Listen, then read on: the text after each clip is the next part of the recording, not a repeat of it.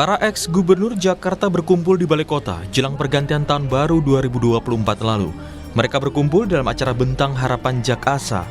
Namun ada pemandangan yang cukup menjadi sorotan dan jarang terlihat, yakni mantan Gubernur Anies Baswedan dan Basuki Cahayapurnama atau Ahok yang tampil bersama dan keduanya tampak berbincang akrab.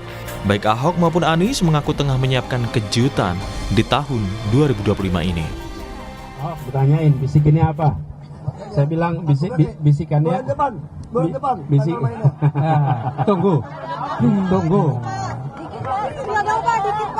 Tunggu tanggal mainnya. Tunggu. Nanti dong. Kalau udah kan udah dibilang tunggu, lo tunggu harus tunggu dong kita. Ada kejutan di tahun depan Pak Anies. Ya, Pasti ada kejutan. 6 jam lagi, 7 jam lagi. Kebersamaan antara Ahok dan Anies menjadi sesuatu yang menarik. Terlebih keduanya sempat bertarung sengit dalam Pilkada Jakarta. Di sisi lain, menanggapi pernyataan akan ada kejutan yang disampaikan Ahok dan Anies di awal tahun 2025, produser Jakarta Melayu Festival sekaligus pendukung Anies, Geis Khalifa menduga akan ada rencana launching ormas oleh Anies Baswedan. Setahu saya, mungkin bukan bulan depan, bulan ini sudah, karena ini udah Januari. Tapi kan ucapkannya Desember, sekarang sudah Januari bulan depan ya. Lah Pak Anies itu rencananya kan mau launching ormas. Oke. Di bulan-bulan ini. Mungkin ya, ini mungkin dugaan saya. Mungkin kalimatnya Pak Ahok, Nis gue masuk ormas lo dong supaya gue bisa ikut bantu-bantu. Mungkin kira-kira kayak gitu interpretasi saya. Sementara dalam acara ini tidak tampak hadir Presiden ke-7 sekaligus mantan Gubernur Jakarta, Joko Widodo. Dan kini publik tinggal menunggu kejutan apa yang akan disampaikan kedua mantan Gubernur Jakarta, Anies dan Ahok. Tim Liputan, Kompas TV. Pertemuan antara ex-gubernur Jakarta Anies Baswedan dan Ahok jadi pemandangan langka, apalagi keduanya kita tahu sempat bersaing ketat di Pilkada Jakarta. Dan yang cukup menarik, pernyataan baik Anies dan juga Ahok yang sama-sama mengaku akan ada kejutan di tahun 2025 ini. Apa sebenarnya kejutannya? Apakah ini berkaitan dengan percaturan politik? Pagi ini kita akan bahas dengan sejumlah narasumber, diantaranya sudah hadir di studio, ada juru bicara dari Anies Baswedan, sudah ada Pak Sahrin Hamid. Selamat pagi Pak Sahrin. Pagi. Kabar baik ya Pak Sahrin? Alhamdulillah baik. Baru di 2 hari tahun 2025 ya? Ya, baru 2 hari.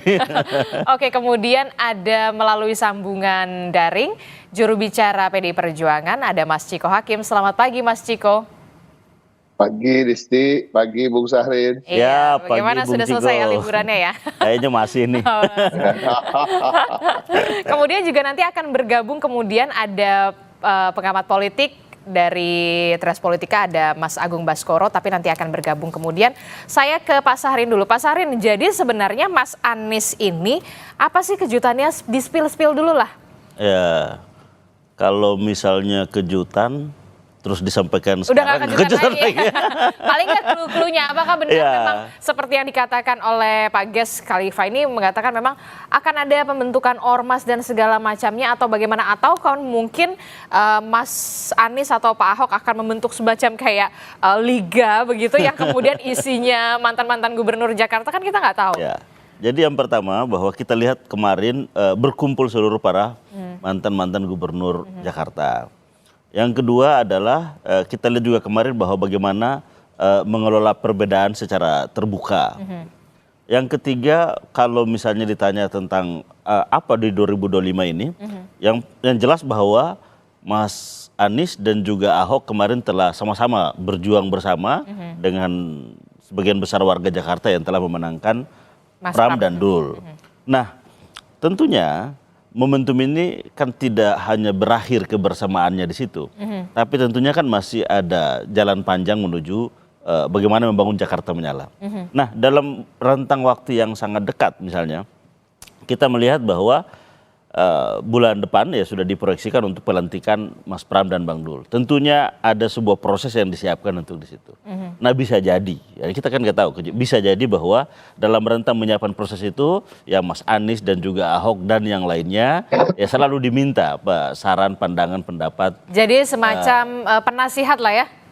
Ya itu kan dari Mas Pram dan Bang Dul tentunya yang nanti akan dilantik. Tapi bahwa dari sisi apa namanya, ya ini kan kita tidak tahu kejutannya ini seperti apa, tapi bahwa itu bisa menjadi bagian dari sesuatu momentum yang akan bersama Mas Anies dan juga Ahok.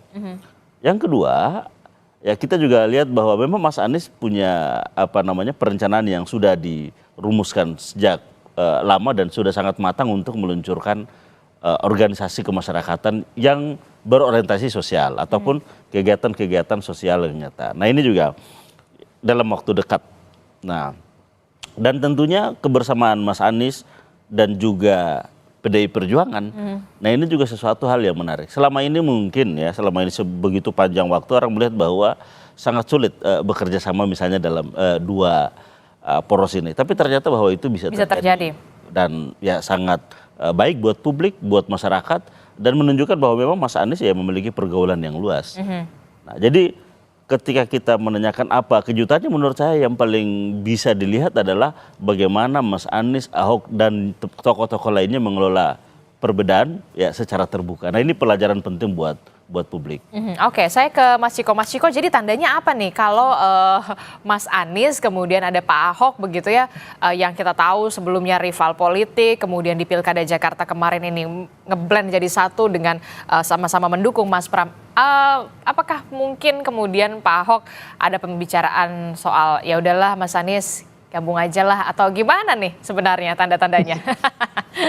Ya, terkait itu tentu yang lebih tahu adalah mereka berdua yang saling berbisik ya. Jadi kami juga tidak begitu juga kemudian diceritakan bisik-bisik di antara keduanya secara detail. Tapi yang pertama, saya ingin mengajak juga seluruh masyarakat, dan saya rasa ini juga sudah dirasakan oleh seluruh masyarakat, untuk bersyukur kita melihat keakraban dua tokoh bangsa ini. Kita nggak hanya bisa bilang keduanya hanyalah mantan gubernur yang sukses, tapi kita juga harus bisa menempatkan mereka pada posisi yang lebih tinggi dari itu, karena mereka sesungguhnya adalah dua tokoh yang mempunyai gagasan-gagasan dan juga followers atau para pendukung yang cukup masif di seluruh Indonesia. Apalagi kalau Mas Anies kan terbukti tadi dari hasil pilpresnya didukung oleh banyak masyarakat Indonesia juga. Gitu. Pak Ahok juga begitu, kita tahu mempunyai dukungan bukan hanya di Jakarta tapi di seluruh Indonesia. Tapi itu semua memang berbasis gagasan, jadi bukan berbasis kultus individu atau apapun yang sifatnya hanya di permukaan, tapi memang keduanya mempunyai gagasan dan pernah dalam rentang waktu tertentu merealisasikan gagasannya menjadi kenyataan di kota yang tercinta ini. Dan tentunya apa-apa yang mereka bisik-bisikkan, kami yakin itu lebih untuk kepentingan dan keuntungan seluruh masyarakat, mungkin khususnya Jakarta, tapi secara umum di Indonesia. Dan tadi banyak momentum memang di awal tahun ini, di yang dikatakan bulan depan itu mungkin satu tadi itu disampaikan akan ada organisasi kemasyarakatan yang sifatnya lebih ke kegiatan-kegiatan sosial yang akan diluncurkan oleh Mas Anies. Kemudian juga kalau PDI Perjuangan sendiri bulan Februari akan menggelar kongres, ya kan, Mas Pramono Anung dan Rano Karno akan dilantik sebagai gubernur dan wakil gubernur. Jadi ada 3 momentum yang saya rasa kehadiran keduanya bisa jadi menjadi kejutan. Sebagai apa ya kita lihat aja nanti. Oke, kita lihat saja nanti, tapi banyak juga publik yang tampaknya sudah tidak sabar begitu ya Mas Ciko. Mas Ciko, kalau berbicara soal nama Anies Baswedan dan juga Basuki Cahayapurnama, ini kan kita tahu mereka keduanya adalah tokoh yang kemudian punya pengaruh besar tidak hanya di Jakarta tapi juga di luar Jakarta. Mungkinkah kemudian bisikan-bisikan antara keduanya ini soal bisikan politik? Bisa jadi kan mereka keduanya adalah insan politik, kita nggak bisa menepis hal itu ya. Insan politik ini kalau ketemu walaupun sering berbicara hal lain, tapi ujung-ujungnya pasti akan menyenggol-nyenggol hal yang sifatnya politis. Saya dan Sahar ini kan berkawan gitu ya, kalau ketemu mungkin awal-awal bicara soal keluarga, bicara soal liburan kemana, tapi ujung-ujungnya pasti nyenggol politik juga. Jadi apalagi Mas Anies dan Pak Ahok, jadi kita bisa juga punya ekspektasi terkait itu, tapi rasa-rasanya itu tadi yang saya sampaikan, banyak tokoh bangsa di negara ini, cuma kita juga harus bisa memilah-milah, dan kita bisa memilah antara Mas Anies dan Pak Ahok adalah 2 tokoh bangsa yang termasuk dalam tokoh-tokoh yang betul-betul mengedepankan kepentingan rakyat, bukan kepentingan pribadi atau keuntungan buat pribadi dan keluarga. Jadi apapun itu yang mereka bisikan, rasa-rasanya adalah suatu hal yang akan sangat positif bagi seluruh rakyat Indonesia. Mungkin khusus untuk warga Jakarta, tapi kita lihat aja. Tapi sayang ya, kemarin itu walau ada Pak Ahok, ada Mas Anies juga dan juga pimpinan-pimpinan Jakarta begitu ya sebelumnya, tapi tidak ada Pak Jokowi begitu. Anda melihatnya apakah ini ada yang kurang atau gimana nih gitu pada saat kemarin itu? Enggak juga, mantan kontestan Pilgub juga diundang, Bang Ridwan Kamil juga nggak datang. Ya kita berusaha berpikir positif aja. Mungkin memang ada kesibukan lain yang dirasa lebih penting bagi masing-masing tokoh tersebut daripada berkumpul dengan mantan-mantan gubernur menyambut 500 tahun kota kita yang kita cintai. Oke, tapi kalau dari Pak Ahok sendiri, ketika nanti mungkin jadi tim penasihat lah istilahnya, kalau tim penasihat dari Mas Pram dan juga Bang Dul begitu ya, sudah siapkah dengan tangan terbuka bersama dengan Mas Anies begitu ketika nanti mungkin semacam ya kalau misalkan ada TGUPP lagi gitu misalkan begitu loh Mas Ciko? Gini, terkait dengan itu, saya rasa formalitas diangkat sebagai penasehat atau tidak itu tidak akan mengubah bahwa kedua tokoh tersebut pastinya akan selalu memberi masukan dan pasti akan selalu diajak untuk berdiskusi oleh Mas Pram maupun Bang Rano Karno untuk membicarakan kota Jakarta. Jadi sebenarnya kalau jadi penasehat secara formal atau tidak terlalu penting. Yang paling penting adalah keduanya akan terus aktif untuk kemudian membantu Mas Pram dan Bang Dul beserta juga mantan-mantan gubernur lain karena Jakarta ini memang butuh untuk dibangun bersama tanpa meninggalkan siapapun, baik mantan gubernur atau seluruh stakeholder lainnya seperti ormas, partai politik, dan masyarakat. Dan kami yakin karena kedekatan di antara tokoh-tokoh tersebut, Mas Pram, Bang Dul, Ahok, dan Pak Anies itu sangat dekat dan hubungannya begitu panjang, relasi historinya. Jadi tidak akan ada sekat. Gitu. Jadi nggak terlalu penting rasanya ya Bung Syahrin ya, apakah jadi penasehat formal atau tidak, yang pasti kami yakin mereka akan saling berbicara, saling berdiskusi dan bagaimana untuk menyelesaikan permasalahan warga Jakarta bersama. Iya, intinya apa yang dilakukan atau apa yang sudah terlihat antara keakraban antara Mas Anies dan juga Pak Ahok ini menjadi angin segar lah ya bagi Jakarta dan juga warga Jakarta tentu saja supaya kita juga bisa. Paling tidak ini ada relaksasi politik lah menghadapi sebelumnya momentum Pilpres, Pilkada, Pileg dan dengan bercengkerannya kedua tokoh ini kan paling tidak ada relaksasi lah ya, liburan politik deh secara psikologis. Liburan politik ya, karena kita ya mau tidak mau atau suka atau tidak suka kita benar-benar fatigue lah pada saat Pilpres dan juga Pilkada memang waktunya berdekatan dengan adanya momen-momen keakraban semacam ini ya bisa semacam tadi Anda katakan bisa menjadi liburan politik lah dalam tanda kutip begitu ya. Saya juga melalui sambungan daring ada Direktur Eksekutif Trias Politika Strategis ada Mas Agung Baskoro. Selamat pagi Mas Agung, terima kasih sudah bersedia bergabung di Sapa Indonesia Pagi Mas Agung. Ya, sama-sama Mbak Adi. Iya Mas Agung, ini kalau tadi kita membahas soal bagaimana momen keakraban antara Mas Anies dan juga Pak Ahok pada saat pertemuan menjelang malam pergantian tahun, ini ada juga Pak Jarod Saiful Hidayat juga di sana, kemudian tapi minus Pak Jokowi sayangnya tidak ada di sana. Apa yang bisa Anda analisa dari pertemuan tersebut termasuk juga bisik-bisik politik yang terjadi tertangkap kamera antara Mas Anies dan juga Pak Ahok, Mas Agung? Ya, pertama saya lihat setelah Jakarta menyala, saya lihat kalau Pak Anies Pak Ahok bareng bisa Indonesia menyala nih Bang Ciko ya. Dan Inggris sedap juga nih yang lain melihat kan. Jadi maksudnya ya selama ini kan Pak Ahok Pak Anies intim, hangat ya. Dengan kemudian diimplementasikan secara langsung, memang keduanya punya chemistry untuk bersama walaupun memang kita tahu sebelumnya punya story dan histori yang berlawanan ya seperti itu. Tapi ya dalam politik lagi dan lagi tidak ada yang abadi. Dan kalau misalkan mereka kini punya semacam apa ya common sense dan common enemy atas nama kekuasaan di seberang sana, saya kira itu menjadi logis dan masuk akal. Tidak ada lagi yang istilahnya berkebalikan, berlawanan, apalagi sudah diuji ketika Pilkada Jakarta kemarin. Dan dalam beberapa hal ya isu-isu strategis, Pak Anies, Pak Ahok cukup aktif merespon ya, soal PPN 12%, Pilkada tidak langsung.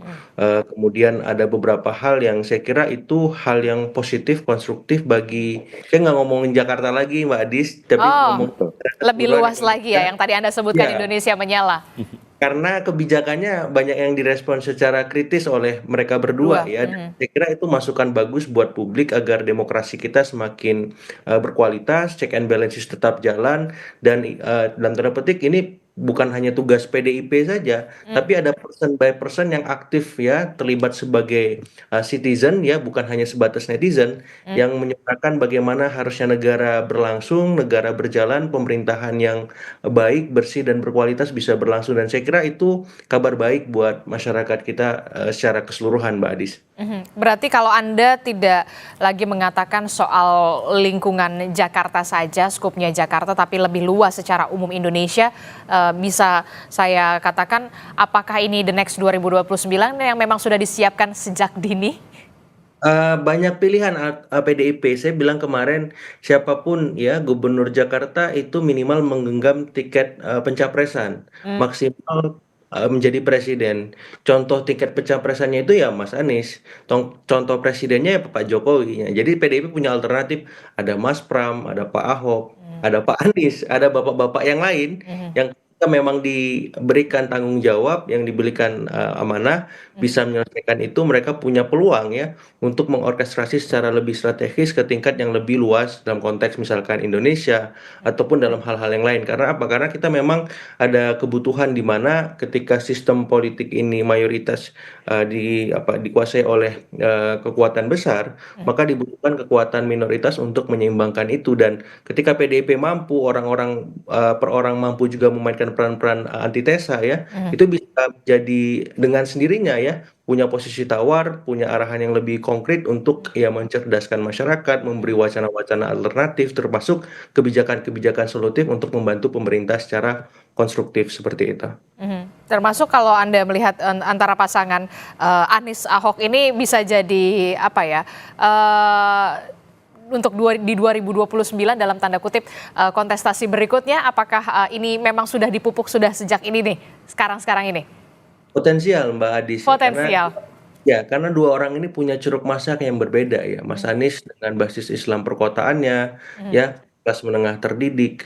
Pak Ahok sebaliknya kaum nasionalis, ya orang-orang yang dalam tanda petik kritis juga dengan pemerintahan sama dengan Mas Anies, dan tinggal bagaimana keduanya ini mampu ya memperluas ceruk ya pemilih dalam tanda petik misalkan Islam perdesaan, kemudian kelas menengah ke bawah, kemudian juga bisa mengambil simpati para elit-elit partai di luar PDIP misalkan. Kalau itu bisa dikerjakan dalam 4 tahun ke depan, nggak mungkin Indonesia menyala, Bang Ciko, Bang Syahrin ya.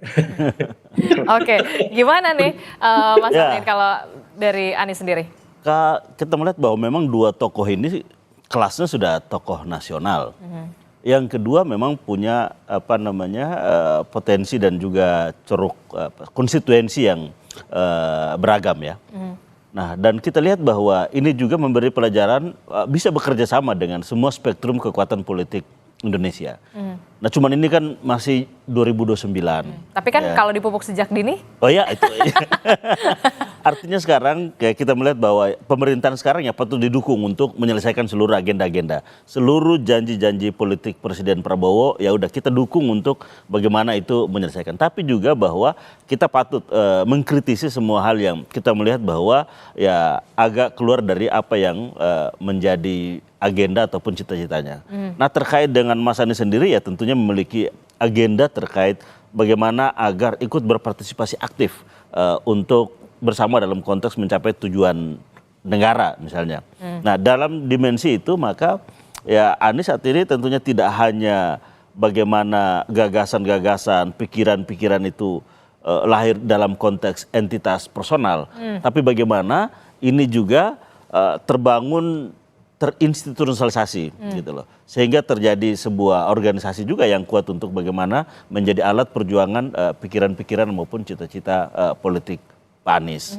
Nah sehingga dalam konteks ini maka tentunya butuh kerjasama dengan semua pihak, tidak hanya satu spektrum tapi tentunya semua spektrum politik nasional kita. Oke, jadi kalau kita lihat juga kan Mas Anies ini tidak terafiliasi partai politik manapun. Betul. Kemudian nanti rencananya kalau memang jadi begitu ya akan membuat ormas begitu. Oh itu jadi, kalau ormas udah pasti jadi. Oh udah pasti jadi Udah tuh. pasti jadi. Itu untuk eksistensi dalam hal politik dan kegiatan sosial. Oh kegiatan sosial Kegiatan gitu ya. sosial. Kalau misalkan dikatakan sebagai eksistensi juga di dunia politik supaya tetap bisa dikenal untuk bisa 2029, jawaban Ya Anda? tentunya yang satu ada kegiatan sosial, tapi bahwa pendukung Mas Anies ini kan relatif banyak tapi masih terpisah-pisah. Nah ini akan diorganize juga secara bagus dan ya kita lihat aja momentumnya ke depan juga akan melakukan sesuatu sehingga Mas Anies yang tadinya menjadi entitas personal dia akan menjadi sebuah entitas yang terorganisir dengan baik. Karena Mas Anies punya potensi, ada 24% pemilihnya dan tentunya ini adalah menjadi bagian penting untuk bagaimana menjadi instrumen perjuangan Mas Anies ke depan. Berawal dari ormas jangan-jangan ke partai politik lagi enggak? Ya kalau ormasnya tetap, yang partai politik juga tentunya harus disiapkan. Oke, baik. Kalau Mas Ciko melihat kalau tadi katanya Mas Agung, dua tokoh ini bisa dikatakan potensial lah dalam tanda kutip bisa menciptakan Indonesia menyala, bahkan bukan lagi Jakarta menyala. Jawaban Anda? Ya itu memang saya rasa nggak terbantahkan. Tadi juga sudah disampaikan oleh saya maupun oleh Bang Syahrin bahwa kedua tokoh ini levelnya udah bisa dikatakan level tokoh nasional karena juga terbukti dalam perjuangan politiknya atau perjuangan-perjuangan dalam aktivitas sosial kemasyarakatannya selalu mengedepankan kepentingan rakyat secara umum. Jadi bukan ego atau kepentingan pribadi maupun keluarga, itu yang paling penting. Lalu yang kedua tadi saya ingin mengutip Bung Syahrin juga tadi partisipasi aktif untuk mencapai tujuan-tujuan negara. Nah ini saya rasa keduanya itu yang menjadi fokus bagi keduanya dan itu pantas kita dukung. Dalam artian gini, kalau kita berbuat baik, berbuat maksimal untuk kepentingan banyak orang, ya kita lihat nanti di 2029 apakah namanya kemudian saking harumnya kemudian banyak yang ingin mencalonkan menjadi tokoh di naik kelas lah ya, tadi pencapresan misalnya, ya kita lihat nanti. Tapi yang pasti saya yakin bahwa keduanya ingin berbuat dulu gitu. Masalah nanti mau diusung jadi capres atau cawapres itu masalah belakangan dan kita harus betul-betul membantu munculnya tokoh-tokoh bangsa yang memang mengedepankan kepentingan rakyat seperti Mas Anies dan Pak Ahok yang kemudian nanti ketika datang waktunya 2029 akan enak gitu kita bisa melihat ada etalase pemimpin-pemimpin yang memang mumpuni dan tidak terbatas 1-2 orang yang akan kita pilih karena demokrasi itu kan hakikatnya adalah alternatif-alternatif pilihan yang banyak dan ya, harapan kita memang keduanya juga akan berbuat yang terbaik. Jadi nanti kita lihat nantilah di 2029 apakah dari perbuatan baik itu namanya kemudian harum dan kemudian masyarakat maupun partai politik atau ormas atau stakeholder negara ini semuanya akan kemudian memberikan tiket capres atau cawapres ya kita lihat aja. Iya, walaupun memang masih butuh waktu yang lama begitu ya, masih butuh waktu yang lama. Tapi kan ya setidaknya mulai dari sekarang lah ya, kemudian dicicil-cicil dulu ya, Mas Ciko ya. Saya ke Mas Agung. Mas Agung, apakah ini jadi upaya kemudian keduanya untuk bisa tetap eksis di dunia politik? Jangan dijawab dulu Mas Agung, tetaplah bersama kami, temukan jawabannya usai jeda, kami kembali.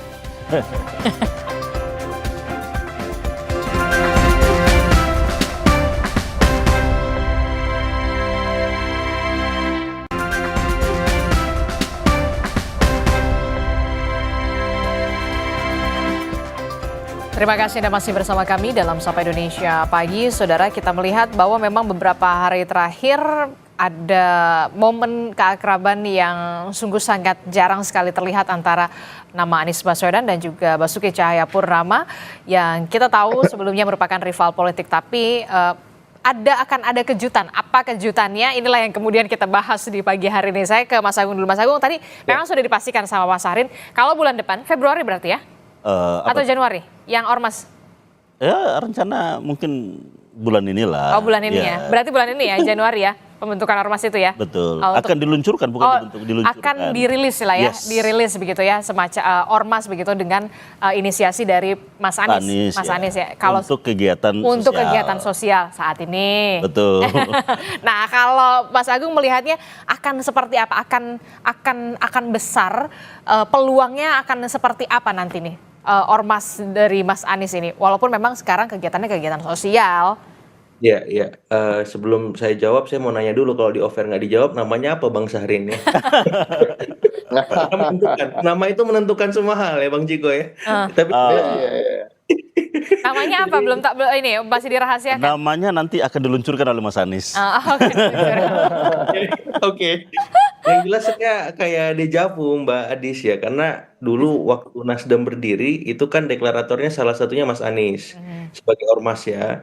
Nah kalau ini sebagai ormas lagi, bisa jadi next step-nya adalah partai. Tapi kan ini semacam testing the water, bagaimana respon publik ataupun pemilihnya Mas Anies di Pilpres kemarin melihat deklarasi ke depan ya di bulan ini, bahkan kata Bang Syahrin. Jadi ketika ormasnya bagus, malah besar setara dengan ormas-ormas yang besar lainnya, maka kenapa nggak sekalian menjadi partai? Kenapa? Karena kalau kita bicara threshold, katakanlah minimal 4% pakai basis yang sebelumnya, maka ini sudah lolos kalau basis Pilpres kemarin 24% ya. Karena biar bagaimanapun partai kita itu sedikit banyak digerakkan oleh figur ya, ketimbang party ID-nya. Jadi figur ID itu masih dominan, dan kalau partai ini punya figur semacam Pak Anies atau bapak-bapak yang lain yang punya pemikiran, ide yang memang bisa menjadi alternatif bagi publik melihat kekuasaan hari ini, itu saya kira bagus banget gitu. Dan kita harus mendorong ya, tadi Bang Ciko bilang biar menjadi pilihan prasmanan demokrasi, partainya, figurnya, maupun hal-hal ormasnya dan seterusnya. Karena semakin banyak alternatif, demokrasi kita semakin sehat, dan inilah esensi yang sebenarnya dari demokrasi itu sendiri, seperti itu. Oke, kita harus disuguhkan tokoh-tokoh yang kemudian punya ide dan juga gagasan begitu ya, supaya demokrasi ini tetap hidup begitu, termasuk juga posisi penyeimbang begitu ya Mas Agung ya? Betul, betul. Karena kalau semuanya berkata iya atau sekedar tolak, publik nggak punya pilihan-pilihan yang lebih mencerahkan gitu. Padahal mereka di tengah banyak himpitan ekonomi, sosial, dan yang lain butuh ya pikiran-pikiran segar melihat segala sesuatu dengan jernih. Dan orang-orang seperti Mas Anies, Pak Ahok ya maupun figur lain itu punya sumbangsi mencerahkan pikiran-pikiran mereka. Dengan mereka punya pengalaman panjang ya seputar kepemimpinan. Ya, dalam sederhananya kalau Pak Anies biasanya suka ngerem-ngerem, Pak Ahok ini kan suka ngegas-ngegas ya. Jadi kalau misalkan publik melihat dengan kacamata yang jernih, wah ini kalau kebijakan ini harus direm, ini harus digas, tokoh ini gabung, bagus nih perpaduannya ya. Satu agak kalem, satu meledak-ledak. Nah, karena memang itu dibutuhkan. Satu solidarity maker, satu yang sangat administratif, detail, teknis ya, taktis. Ini kan luar biasa ya gaya kepemimpinannya melihat segala sesuatu. Jadi saya mengapresiasi Pak Anies, Pak Ahok, ataupun yang lain lah muncul untuk mewarnai ya pikiran-pikiran demokrasi kita, pikiran-pikiran masyarakat kita, supaya apa? Supaya pemerintah juga aware bahwa mereka nggak sendirian mengelola negeri ini, seperti itu. Menarik tadi seperti yang tadi Mas Agung katakan, itu kayaknya tampaknya dejavu ya. Nasdem dulu awalnya juga salah satu penginisiasinya adalah Mas Anies. Ya, betul. Terbuka peluang nanti akan mengarah ke partai politik gak? Karena memang potensial sekali kalau memang betul ini akan terlaksana. Ya, sebagai ormas, sebuah wadah. Kan selama ini kan yang menjadi kebutuhan para pendukung Anies adalah wadah bersama. Wadah bersama yang bisa merangkul semuanya. Dan ya itu sudah disiapkan. Sudah disiapkan dan untuk diluncurkan. Tapi memang wadah ini dipersiapkan untuk berorientasi kegiatan-kegiatan sosial yang konkret ya. Awalnya. Kegiatan-kegiatan sosial. Tidak. Ini memang sudah diorientasikan ke sana. Tapi bahwa nanti instrumen politiknya ya tentunya akan disiapkan juga. Tapi bahwa tidak ormas ini memang akan diorientasikan karena gini, wadah yang harus dibentuk kan harus merangkul semua. Baik itu yang sudah berpartai, yang belum berpartai, baik itu masyarakat sipil, maupun yang ASN kan semua bisa berkumpul di situ. Baru kemudian instrumen selanjutnya Itu adalah kegiatan sosial. Oke. Tapi bahwa ada instrumen politik dari pendukung Anies, ya itu akan ada nantinya. Akan ada nantinya. Karena kita tahu bahwa ya Anies kan tidak mesti berjuang sendiri. Harus ada perkumpulan yang menjadi kekuatan tersendiri untuk agenda-agenda politik Mas Anies. Berarti memang Anda mengatakan terbuka peluang juga soal instrumen politik itu? Ya, bahwa ormas ini akan menjadi ormas yang bergerak di bidang kegiatan sosial, dan Mas Anies adalah tentunya sebagai pendirinya, tokohnya, dan instrumen politik yang lain ya tentunya akan disiapkan secara terpisah. Terpisah berarti akan mengarah ke partai politik ya? Ya, tinggal menunggu waktu. Tinggal menunggu waktu saja. Masih malu-malu ini tampaknya Mas Arin. Mas Ciko, gimana nih Mas Ciko kalau memang betul nanti ketika ormas ini sudah terlaksana begitu ya wadahnya, kemudian ada instrumen politik nanti kita nggak tahu ke depannya seperti apa begitu ya, tinggal menunggu waktu saja. Nah, PDI Perjuangan tampaknya akan menjadi punya kawan nih. Sampai sekarang pun sebenarnya udah berkawan, jadi kita nggak jauh-jauh ya kan. Artinya apa? Artinya kita sepakat bahwa banyak hal yang perlu diperbaiki terkait dengan kalau kita bicara soal demokrasi, kalau bicara soal bagaimana kita ingin mengangkat harkat martabat wong cilik di negeri ini. Nah ini yang kita lihat dari kedua tokoh itu, Mas Anies maupun Pak Ahok itu kan sebenarnya walaupun kelihatan berbeda tapi bukan berbeda-beda amat gitu, karena keduanya ketika menjabat yang diutamakan tentu ya wong cilik, masyarakat kelas bawah gitu. Bagaimana untuk kalau Pak Ahok banyak sekali memperhatikan lansia, kita tahu membagikan kursi roda secara gratis, hal-hal yang terkait dengan meningkatkan kesejahteraan, perumahan yang layak bagi masyarakat. Begitu juga Mas Anies.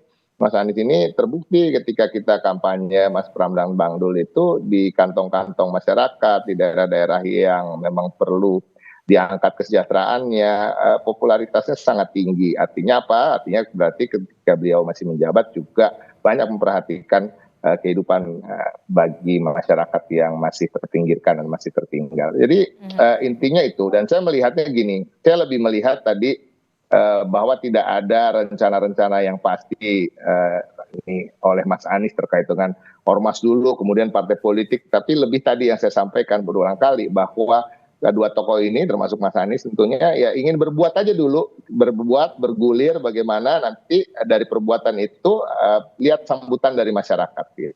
Jadi berbuat secara ikhlas, tulus, memang karena jiwanya memang untuk bangsa dan negara, tadi partisipasi aktif untuk mencapai tujuan-tujuan negara. Nah, dalam perjalanannya kan kita lihat apakah kemudian ada suara-suara yang mengatakan ya udahlah maju aja lagi gitu kan, maju mungkin sama Pak Ahok kayak gitu ya kan.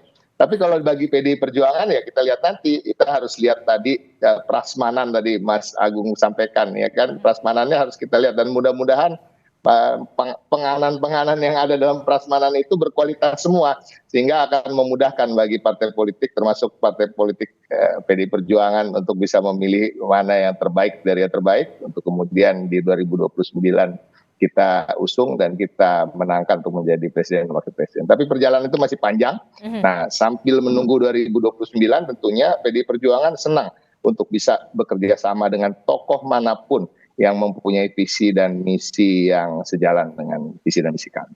Oke, kalau Mas Agung sendiri melihatnya gimana? Kalau memang tadi terbuka juga peluang begitu ya, kemungkinan ada instrumen politik di belakangnya Mas Anies begitu ya, ketika memang semua unsur elemen masyarakat ini bergabung dalam ormas yang diinisiasi oleh nama Anies Baswedan, tidak menutup kemungkinan juga ada instrumen politik nanti akan kemudian dibentuk begitu ya. Nah ini perlu jadi peringatan juga nggak, alert juga nggak buat partai politik nih. Ternyata wah tidak terbendung lagi nih masanya Anies nih gitu kan, anak abah gitu kan ibaratnya, Mas Agung.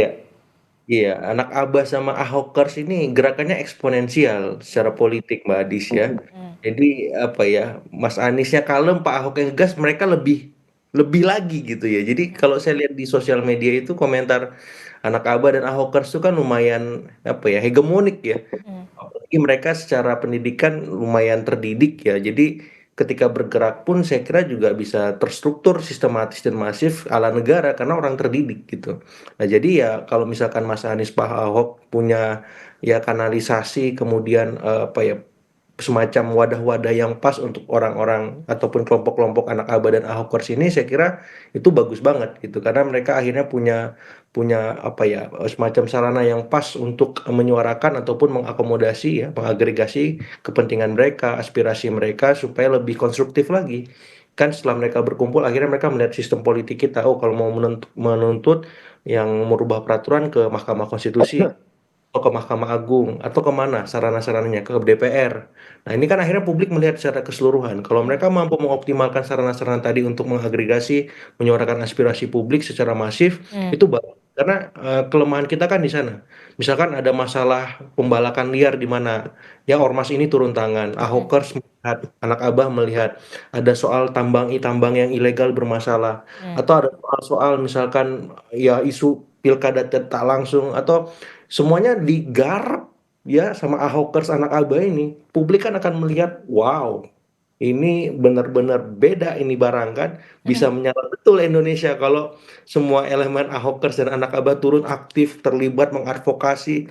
Dan bukan hanya teman-teman yang selama ini melakukan itu kayak Walhi, ICW, dan seterusnya. Tapi Ormas ini benar-benar mendampingi masyarakat, menguatkan apa ya, Bang, entitas-entitas elemen demokrasi kita yang selama ini memang kurang maksimal ya. Dan ketika mereka mampu mengisi ruang-ruang itu, saya kira itu luar biasa pasti. Kalau dari partai politik ketar-ketir nggak sih kalau menurut Mas Agung nih? Ya, yang ketar-ketir nanti PKS, PKB, Nasdem dan yang lain ya, utamanya PKS, PKB, Nasdem yang kemarin dalam tanda petik ya bertepuk sebelah tangan dengan Mas Anies di Pilkada Jakarta seperti itu. Nah hari ini ketika Mas Anies yang bergerak mau nggak mau akan melihat wah ini masa kita bisa terserap di ormasnya Anies atau partainya Anies kalau mereka nggak banyak berubah, nggak banyak apa ya dalam tanda petik melakukan banyak inovasi-inovasi politik lah. Misalkan PKS, PKB, dan Nasdem itu, karena kan mereka yang kemarin paling ekstrim menyuarakan soal perubahan ya. Dan ketika Mas Anies ataupun Pak Ahok ya dengan PDIP-nya mampu menjadi alternatif ya, bukan hanya antitesis tapi sintesis karena mampu menghasilkan banyak solusi-solusi bagi polemik dan kompleksitas masalah di negeri kita, itu bisa membuat partai-partai mau nggak mau harus melirik, gua masih di koalisi atau keluar aja ya. Oh gimana nih ya? Nah itu nanti akan dilihat tahun ketiga, tahun keempat politik kita Mbak Adis. Kalau mereka ada di koalisi yang kurang produktif, pasti dengan sendirinya akan keluar dan melakukan kritisme-kritisme kepada pemerintah. Dan saya kira ini bagus buat demokrasi kita lagi dan lagi ya. Ketika mereka melihat, wah kalau di koalisi ceruk pemilih gua habis nih, bisa-bisa gua nggak lolos parliamentary threshold kan. Kalau misalkan anak Aba, Ahokers, Anies, Ahok, dan bapak-bapak yang lain aktif banget ya, bersuara kritis, bahkan mampu memberikan solusi. Nah saya berharap kekuatan-kekuatan alternatif politik di luar pemerintah selain mengkritis, kalau bisa menghadirkan solusi-solusi yang taktis. Publik masyarakat kita kan semakin tercerdaskan. Oh ternyata di luar ada arahan kenaikan PPN untuk apa namanya barang-barang mewah, ada cara lain nih. Ya ada bagaimana mengambil misalkan merampas aset para koruptor itu misalkan. Itu kan anak Abah ataupun Ahoker bisa membuat itu sistematis, caranya gimana? Orang-orangnya harus diapain seperti itu kan luar biasa. Solusi juga bagaimana kemudian mengoptimalkan misalkan kerusakan lingkungan dari tambang-tambang ilegal itu seperti apa. Misalkan anak Ahok sama anak Abah ini punya solusi misalkan. Itu kan dahsyat ya. Turun ke Morotai, turun ke mana yang banyak masalah lingkungan itu. Ya dan pasti pada mikir mau nggak mau itu. Karena ini dikeroyok puluhan juta orang kan anak Abah itu, Ahokers itu. Dan saya kira itu bagus lah ke depannya seperti itu. Terakhir Mas Sahrin, untuk ormas yang akan diinisiasi sebentar lagi begitu ya, dirilis ke publik begitu soal ormasnya Mas Anies ini. Kegiatan apa pertama yang kemudian akan dilakukan? Yang pertama ya tentunya merilis itu. Yang kedua adalah ada kegiatan sosial yang sudah dirancang untuk itu. Contoh misalnya ya. Tapi nanti tidak kejutan lagi ya, tapi nggak apa-apa lah. Yang apa-apa lah di-spill dikit lah kan udah bentar lagi mau dirilis. Jadi gini, misalnya, aduh saya mestinya ini kapasitasnya Mas Anies nanti mungkin yang akan meluncurkan itu. ada dead air sepersekian second Ya. gitu. Aduh, ntar takutnya. Jadi ya udah, intinya adalah itu kegiatan sosial yang konkret. Apa itu? Ini secara umum. Clue-nya, yang pertama bahwa kegiatan itu pastinya dibutuhkan oleh banyak orang. Yang kedua adalah itu dikerjakan juga oleh banyak orang. Kontribusi banyak orang menjadikan kegiatan sosial itu terwujud. Yang ketiga adalah ada awalnya dan ada akhirnya. Artinya kegiatan itu tidak sesuatu yang terus-menerus karena itu adalah kewajiban negara. Ya. Misalnya mengentaskan kemiskinan, itu kan tujuan kewajiban negara. Nah, itu kan tidak ada habis-habisnya. Artinya bahwa kita meminimalisir. Nah, kegiatan sosial nanti yang akan dilakukan oleh Mas Anies dan ormasnya itu adalah kegiatan yang ada awalnya dan juga ada akhirnya. Tapi untuk contoh kegiatannya belum. Nah, yang terakhir mungkin adalah negara barangkali tidak bisa masuk misalnya gitu. Tidak bisa dalam artian. Kok nggak bisa masuk? Bukan tidak bisa masuk. Kan ada kendala-kendala administratif misalnya. Contoh, ada satu jalanan ini adalah misalnya ini kewajiban APBN tidak bisa mengcover karena terlalu kecil. Misalnya ya satu kabupaten tidak juga bisa mengcover karena ini terdiri dari 2 kabupaten. Nah, itu kan contoh-contoh yang memang harusnya bisa, cuman secara administratif mungkin relatif ribet. Nah, ini barangkali. Dan ormas ini hadir di situ. Ormas ini barangkali bisa menjadi jembatan untuk itu. Oke, tapi kalau untuk lebih detailnya. Lebih detailnya tentunya Mas Anies yang punya otoritas untuk menyampaikan itu kepada publik. Yang jelas bahwa para pendukung Anies gitu, insya Allah kita akan punya wadah bersama. Wadah bersama ini nantinya akan bisa menjadi instrumen untuk melaksanakan setiap atau segala sesuatu yang kira-kira di lingkungan terdekat kita, lingkungan terkecil kita. Dan inilah sebagai bukti kebersamaan kita yang akan kita bina terus. Oke, baik. Walaupun memang secara general begitu penjelasannya dan tidak terpancing juga ternyata Mas Ciko dan juga Mas Agung begitu ya. Tapi ya sudah, kita hargai itu. Nanti kita tunggu bagaimana nanti ormas dari Mas Anies ini akan bekerja secara sosial, termasuk juga di belakangnya nanti mungkin ada instrumen-instrumen politik. Itu nanti kita bicarakan nanti biar dialognya panjang lagi ya dan berkelanjutan. Baik, terima kasih Mas Sahrin sudah bergabung bersama kami di studio dan juga Mas Ciko, Mas Agung, terima kasih. Selamat pagi, sehat-sehat selalu Bapak-bapak. Selamat tahun baru. Assalamualaikum.